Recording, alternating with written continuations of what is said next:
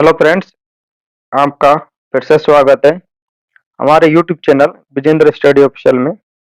आज हम पढ़ने वाले हैं वैदिक काल। वैदिक काल से संबंधित महत्वपूर्ण क्वेश्चनों का हम कवर अप करने वाले हैं। चलिए स्टार्ट करते हैं। वेद का शाब्दिक अर्थ क्या है?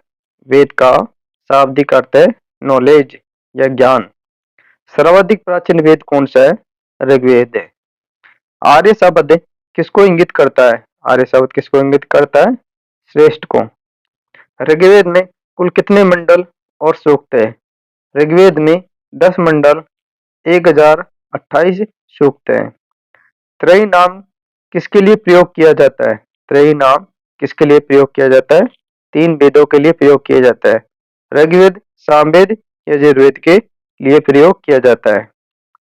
यज्ञ संबंधी विधि विधानों की जानकारी किस वेद से प्राप्त होती है? यजुर्वेद से प्राप्त होती है। किससे प्राप्त होती है? यजुर्वेद से प्राप्त होती है। हमारा नेक्स्ट क्वेश्चन है, 4 वेदों में किसी एक में जादू टोने और वशीकरण का वर्णन है? किसमें वर्णन है? अथर्ववेद में वर्णन है। उपनिषद किस परंपरा पर आधारित है? भारतीय दर्शन परंपरा पर आधारित है। ऋग्वेद का कौन सा मंडल सोम देवता को समर्पित है? किसको समर्पित है? नवम मंडल सोम देवता को समर्पित है। आध्यात्म ज्ञान से संबंधित नचिकेता और यम का संवाद किस उपनिषद से प्राप्त होता है? कंठोपनिषद से प्राप्त होता है। उपनिषद काल के राजा अशुपति किस स्थान के शासक थे? कई स्थान के शासक थे। मोक्ष प्राप्ति के साधन की चर्चा किस वैदिक साहित्य में की गई है? किस वैदिक साहित्य में की गई है? उपनिषद में की गई है। वैदिक नदी अस्कनी की पहचान किस नदी के रूप में की गई है? चिनाब के रूप में की गई है अस्कनी नदी की पहचान। हमारा नेक्स्ट क्वेश्चन है, वैदिक काल में प्रयुक्त प्रमुख शब्द है। वैदिक काल में जो शब्द प्रयोग किए जाते थे उनको देख लेते हैं। गाय को अगन्या कहा जाता था, जिसका वधन है वो उसको अगन्या कहते थे। राजा को गोपा कहा जाता था। अतिथि को गोहंत या गोहन कहा जाता था। धनी व्यक्ति को गोमत कहा जाता था। युद्ध युद्ध को गविष्ट या गेसु या गम्य कहा जाता था। पुत्री को दुहिता कहा जाता था। अनाज को धान्य के नाम से जाना जाता था। मरुस्थल को धनवय के नाम से जाना जाता था। उपजाऊ भूमि को उर्वरा के नाम से जाना जाता था। उपजाऊ भूमि को उर्वरा के नाम से। पशुचारण योग्य भूमि को किल्ले कहा जाता था। हल से बनी नालियों को सीता कहा जाता था। हल से बनी नालियों को सीता कहा जाता था। कौन सा वेद ऋग्वेद पर आधारित संगीतमय ऋचाओं का संकलन है? संगीतमय ऋचाओं का संकलन किसमें? सामवेद में, जो संगीत से संबंधित है। वर्ण व्यवस्था का सिस्टम का सर्वप्रथम विवरण कहाँ से प्राप्त होता है? कहाँ से प्राप्त होता है? ऋग्वेद के 10 मंडल में कास्ट या जाति व्यवस्था का वर्णन मिलता है। पूर्व वैदिक काल प्री वैदिक पीरियड में किन दो संस्थाओं का राजा पर नियंत्रण होता था? किन दो संस्थाओं पर राजा का नियंत्रण होता? सभा और समिति पर राजा का नियंत्रण होता था। वैदिक देवताओं का पुरोहित किसे माना जाता है? वैदिक देवताओं का पुरोहित बृहस्पति को माना जाता है। ऋग्वैदिक काल में निष्क शब्द का प्रयोग एक आभूषण के लिए होता था, किंतु परवर्ती काल में उसका प्रयोग किस वस्तु के लिए किया जाने लगा? किसके लिए किया जाने लगा? सिक्के कोइन के लिए किया जाने लगा। पुरुष मेधा प्रथा का उल्लेख किस ग्रंथ में मिलता है? पुरुष मेधा प्रथा का उल्लेख शतपथ ब्राह्मण में मिलता है। चलिए हम देख लेते हैं चारों वेदों के बारे में, उनके कौन कौन से उपनिषद है, कौन से उपवेद है। ऋग्वेद ऋग्वेद में ऋग्वेद का 2 ब्राह्मण ग्रंथ है, कौशिकी, ऐत्रेय। इसमें 1028 मंत्र है। उपनिषद इसके हैं कौशिकी, ऐत्रेय इसके उपनिषद है। आरण्य ग्रंथ कौन से? ऐत्रेय और कौशिकी। इसके पुजारी को होत्र कहा जाता था। इसके उपवेद है आयुर्वेद या प्रजापति।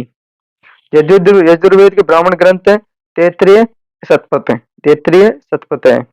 इसके उपनिषद है तैत्तिरीय, कंठ, सुतास्वर, ईश्वर, बृहदारण्य, मैत्रायणी इसके उपनिषद हैं। अरण्य ग्रंथों में तैत्तिरीय, बृहदारण्यक, शतपथ तीन आते हैं। इसके पुजारी को अध्वर्य कहा जाता था। अध्वर्य कहा जाता, अध्वर्यु कहा जाता था। इसके उपवेद है धनुर्वेद, जो विश्वामित्र ने लिखा था। सामवेद, सामवेद के ब्राह्मण ग्रंथ है पंचविश।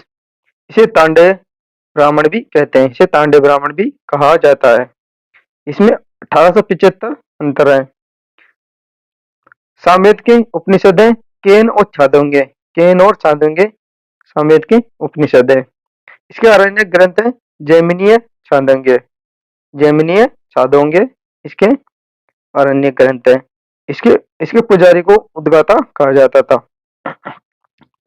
इसका उपवेद है गंधर्ववेद, नारद, नारद जिसको नारद भी कहते हैं।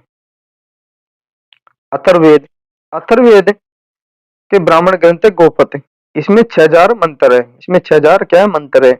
इसके उपनिषद है मांडुक्य, प्रश्न, मुंडक। इसका उपनिषद कौन कौन से है? मांडुक्य, प्रश्न और मुंडक है। इसका कोई भी अरण्य ग्रंथ नहीं है, इसका कोई भी अरण्य ग्रंथ नहीं है। अद्वैता, अद्वैता, अद्वैता यानी इसके पुजारी को ब्रह्म कहा जाता था, ब्रह्म कहा जाता था। इसका उपवेद है शुल्फवेद विश्वकर्मा, शुल्फवेद विश्वकर्मा जिसको विश्वकर्मा ने लिखा था। पारसियों के ग्रंथ जिंद अवस्था में जिस अहोर मजदा का वर्णन मिलता है वह असुरों का देवता है। पारसियों का ग्रंथ जिंद अवस्था में जिस अहोर मजदों का वर्णन मिलता है उसे असुरों का देवता कहा जाता था। क्या कहा जाता है? उसे असुरों का देवता कहा जाता था। हमारा नेक्स्ट क्वेश्चन है ईरान से भारत में आर्यों के आने की सूचना किस अभिलेख से प्राप्त होती है? किस अभिलेख से प्राप्त होती है? भोजों कोई अभिलेख से प्राप्त होती है। उत्तर वैदिक काल में किस क्षेत्र को आर्य संस्कृति की धुरी समझा जाता है? आर्य संस्कृति धुरी किसे समझा जाता है? अंग एवं मगध को समझा जाता है। गोत्र शब्द का प्रयोग सर्वप्रथम किस काल में हुआ था? किस काल में हुआ था? ऋग्वैदिक काल में हुआ था। ऋग्वेद संहिता में दूसरे से सातवें मंडल तक सर्वाधिक प्राचीनतम माने जाने वाले ने गोत्र मंडल के नाम से भी जाना जाता था। ऋग्वेद काल में जनता का विश्वास में किसमें था? जनता का विश्वास किसमें था? बलि और कर्मकांड में जनता का विश्वास था। प्रसिद्ध दशराज युद्ध किस नदी के तट पर लड़ा गया था? परुशनी नदी के तट पर लड़ा गया था। किस पर लड़ा गया था? परुशनी नदी के तट पर दशराज युद्ध लड़ा गया था। दशराज युद्ध का वर्णन ऋग्वेद के सातवें मंडल में मिलता है। ऋग्वेद के कौन से मंडल में मिलता है? सातवें मंडल में मिलता है। आर्यों के जीविका उपार्जन का मुख्य स्रोत क्या था? पशुपालन एवं कृषि इसके जीविका उपार्जन का मुख्य स्रोत था। ऋग्वेद में उल्लेखित यव शब्द किस कृषि उत्पाद के लिए प्रयुक्त किया गया है? किसके लिए प्रयुक्त किया गया है? जौ, पैरली के लिए प्रयुक्त किया गया है। वैदिक युग में प्रचलित लोकप्रिय शासन प्रणाली का क्या नाम था? प्रचलित लोकप्रिय शासन प्रणाली का नाम वंशानुगत राजतंत्र प्रणाली था। आयुर्वेद अर्थात जीवन का विज्ञान का उल्लेख सर्वप्रथम किस वेद में मिलता है? अथर्ववेद में मिलता है। अथर्ववेद में सभा और समिति को प्रजापति की दो पुत्रियां कहा गया है। अथर्ववेद में सभा समिति को क्या कहा गया है? प्रजापति की दो पुत्रियां कहा गया है। गायत्री मंत्र का उल्लेख किस ग्रंथ में मिलता है? किस ग्रंथ में मिलता है? ऋग्वेद के तीसरे मंडल में मिलता है गायत्री मंत्र का उल्लेख। हमारा नेक्स्ट क्वेश्चन है ऋग्वेद में किस युद्ध का देवता समझा जाता? ऋग्वेद में किसी को युद्ध का देवता समझा जाता था? इंद्र को युद्ध का देवता समझा जाता था। पूर्व वैदिक आर्यों का सर्वाधिक लोकप्रिय देवता कौन था? इंद्र था। गायत्री मंत्र की रचना किसने की थी? गायत्री मंत्र की रचना विश्वामित्र ने की थी। श्रीमद् भागवत गीता मूल रूप से किस भाषा में लिखी गई थी? संस्कृत में लिखी गई थी। सत्यमेव जयते शब्द किस ग्रंथ से लिया गया? किस ग्रंथ से लिया गया? मुंडकोपनिषद से लिया गया है। इसे लिया गया मुंडकोपनिषद से लिया गया है। वैदिक काल में नदियों के प्राचीन नाम क्या थे और उसके अभी आधुनिक नाम क्या है? उनका मिलान कर लेते हैं। वितिस्ता, वितिस्ता को वितिस्ता झेलम नदी का पुराना नाम था। विपाशा को अभी वर्तमान में व्यास कहा जाता है।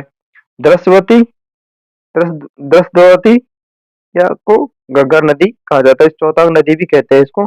कुंभ को वर्तमान में कुर्रुम नदी कहते हैं। कुंभा को वर्तमान में काबुल के नाम से जाना जाता है। साधन नीरा को वर्तमान में गंडक के नाम से जाना जाता है। अस्कनी को चिनाब के नाम से जाना जाता है। सतलुज को सतलज के नाम से जाना जाता है। गोमल नदी को वर्तमान में गोमती नदी के नाम से जाना जाता है। सिंधु नदी को वर्तमान में सिंध के नाम से पुकारते हैं। सरस्वती को वर्तमान में घग्गर के नाम से पुकारते हैं। सुषमा को वर्तमान में सोन नदी के नाम से जाना जाता है। स्वास्थ्य नदी को वर्तमान में स्वात नदी नाम से जाना जाता है। ये थे वर्तमान और प्रसिद्ध नाम नदियों के। ऋग्वेद की मूल लिपि क्या थी? ऋग्वेद की मूल लिपि क्या थी? ब्राह्मी थी। जीबी को उपार्जन हेतु वेदक पढ़ने वाला अध्यापक क्या कहलाता था? उपाध्याय कहलाता था। क्या कहलाता था? उपाध्याय कहलाता था। हमारा नेक्स्ट क्वेश्चन है, राजा की उत्पत्ति का सिद्धांत किस ब्राह्मण ग्रंथ में मिलता है? ऐत्रेय ब्राह्मण ग्रंथ में मिलता है। शूल सूत्र किस विषय से संबंधित पुस्तक है? किस विषय से संबंधित है? ज्यामिति से। अष्टमा सदगम में वाक्यांश से कहां से लिया गया है? बृहदारण्यक उपनिषद से लिया गया है। तर्क संहिता नामक पुस्तक किस विषय से संबंधित थी? किस विषय से संबंधित थी? चिकित्सा से संबंधित थी। याज्ञवल्क्य के गार्गी संवाद का उल्लेख कहाँ मिलता है? बृहदारण्यक उपनिषद में। बृहदारण्यक उपनिषद में मिलता है। वैदिक काल में लंबे समय तक अविवाहित रहने वाली कन्या को क्या कहा जाता था? अमाजु कहा जाता था। वैदिक काल में द्विज श्रेणी में कौन शामिल थे? कौन सा द्विज श्रेणी में? ब्राह्मण, क्षत्रिय, वैश्य को द्विज श्रेणी में शामिल किया जाता था। ऋग्वेद में सरस्वती नदी को सर्वाधिक पवित्र नदी बताया गया है। इसे नवीन नदियों की माता की संज्ञा दी गई है। फ्रेंड्स, ये थे वैदिक काल संबंधित कुछ महत्वपूर्ण प्रश्न। आपको हमारा ये सेशन कैसा लगा? अगर अच्छा लगा तो चैनल को सब्सक्राइब जरूर करें। चैनल को सब्सक्राइब जरूर करें और अधिक से अधिक सब्सक्राइब करें और वीडियो को ज्यादा से ज्यादा लोगों में शेयर कर दें। हम आपके लिए ऐसे ही जीके के संबंधित कंटेंट प्रोवाइड करते रहेंगे। आज के लिए इतना ही। थैंक यू, धन्यवाद।